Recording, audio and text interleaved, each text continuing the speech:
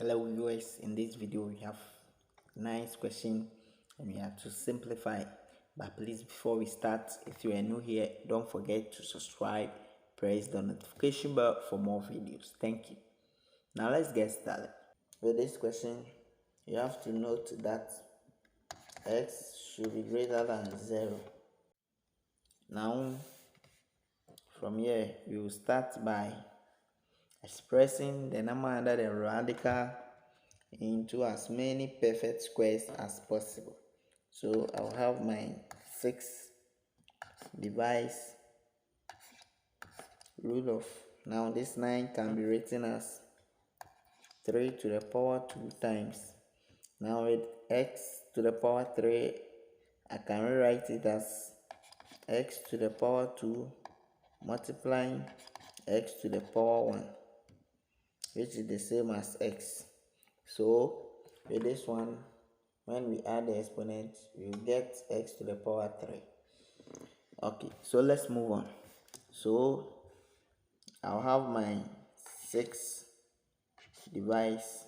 Now using the power theorem, I can rewrite the whole of this one as root 3 to the power 2 multiplying root x to the power 2 multiplying root x. So we know that my 6 divides, now this one cancel this one, so I have my 3 here multiplying, the same thing happens here, x times root x. So now we move on by 3 goes here 1, it goes here how many? That's 2. So I'll have my 2 divides x root of x. So from here what we have to do is to rationalize this fraction. So I'll have my 2 divides x root of x multiplying root x divides root x.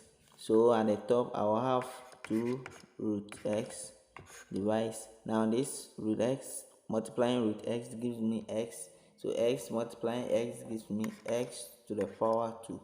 So with this one we have been able to simplify it to the simplest form. So this is our final answer for this question. Thank you for watching the video, but please don't forget to subscribe, press the notification bell for more videos.